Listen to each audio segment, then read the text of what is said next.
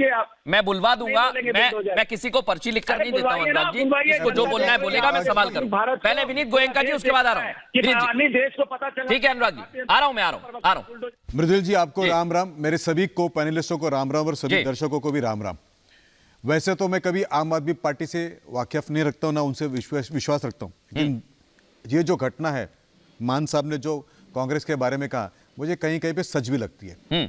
आज से 40 साल पहले एक 40 साल का युवक राजीव गांधी जब प्रधानमंत्री बन रहा था, प्रधानमंत्री जब बने तो राजीव गांधी जी केवल 40 साल के थे, तो 414 सीट पर जीती थी कांग्रेस।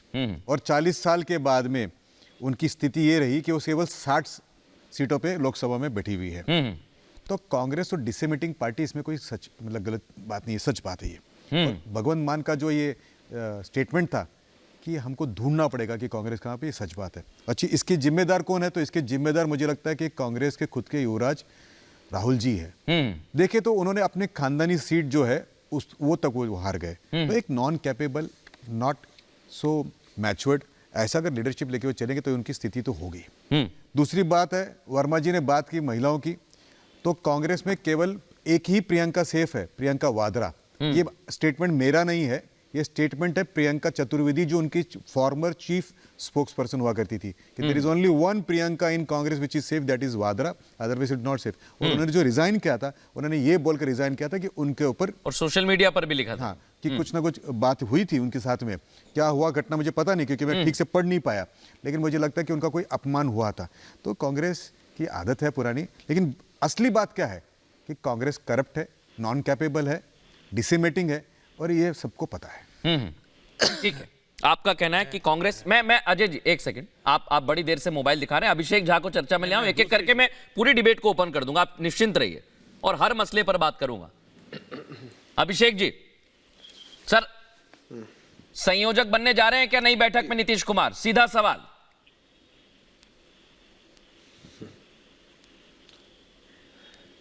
सवाल तो सीधा है, लेकिन सवाल भविष्य के हिसाब से है। कौन क्या बनने जा रहे हैं, इस बाबत हमारे पास कोई जानकारी नहीं है। मैं पार्टी का आधिकारिक स्टैंड आपके सामने स्पष्ट कर दूं। हमारे नेता नीतीश कुमार जी ने कई मौकों पर इस बात को साफ किया है, पार्टी के वरिष्ठ नेताओं ने साफ किया है कि नीतीश कुमार जी सूत्रधार है, उम्मीदवार नहीं है। कोई निजी व्यक्तिगत महत्वाकांक्षा नहीं है, न प्रधानमंत्री पद के उम्मीदवार बनने में, न संयोजक बनने में। इंडिया अलायंस के फॉर्मेशन में उनकी महत्वपूर्ण भूमिका रही है, भागीरथी प्रयास रहा है, सबने देखा है। पटना में बैठक शुरू होती है, कई बैठकों का दौर चल चुका है, आगे भी सब कुछ अच्छा और बढ़िया होगा। ये ध्येय क्या है? ध्येय यही है कि कैसे देश में जो शासन चल रहा है, जिनको जनता से जुड़े बुनियादी मुद्दों से कोई मतलब ही नहीं है, उनको सत्ता से बेदखल कैसे किया जाए, तो इस बाबत स्ट्रेटजीज बन रही है। और आमतौर पर आपने देखा है कि विभिन्न प्रदेशों में भारतीय जनता पार्टी जोड़ तोड़ की राजनीति करके कई बार सत्ता में चली आती है, लेकिन बिहार ही एक ऐसा राज्य रहा है जहां नीतीश कुमार जी ने इतनी पार्टियों का समन्वय कराकर एक महागठबंधन का स्वरूप बिहार में पहले ही तैयार किया था। ठीक है, इंडिया अलायंस का फॉर्मेशन तो अब हो रहा है, तो इससे पहले भी नीतीश कुमार जी ने ऐसा किया है, आगे भी करने में कामयाब हो रहे हैं। अभिषेक जी एक सवाल है मेरा, कयास लगा रहे हैं, कयासों के अभिषेक जी एक सवाल है मेरा, जवाब दे पाना हमारे लिए उचित। एक सवाल है मेरा सर, क्या नीतीश कुमार इंडिया अलायंस के संयोजक बन जाएंगे?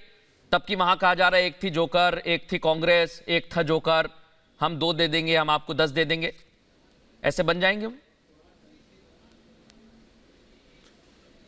देखिए, तो विधानसभा में भाषण देने में हमने हमेशा इस बात को कहा है कि इंडिया अलायंस का निर्माण एक व्यापक स्तर पर हुआ है। संयोजक कोई बनते हैं नहीं बनते हैं, उससे ज्यादा महत्वपूर्ण विषय आज हमारे सामने है, कई महत्वपूर्ण विषय हमारे सामने हैं। संयोजक जिन्हें बनाना होगा इंडिया अलायंस को, वो तो बनाएंगे ही। प्रधानमंत्री पद का उम्मीदवार बनाना होगा, समन्वय के साथ बनाएंगे। मसला यह है कि कई सारी पार्टियां कई सारे प्रदेशों में एक दूसरे के खिलाफ चुनाव लड़ती रही। ठीक है, प्रदेशों का जो हिसाब किताब है वो अलग है, देश के स्तर पर हमने गठबंधन किया है, और समझना यह है कि पार्टियों की तरफ से नुमाइंदे हैं ऑलरेडी, कोऑर्डिनेशन कमेटी में भी है, पार्टी के शीर्ष नेता जो हैं वो लगातार बैठकों में आते रहे हैं,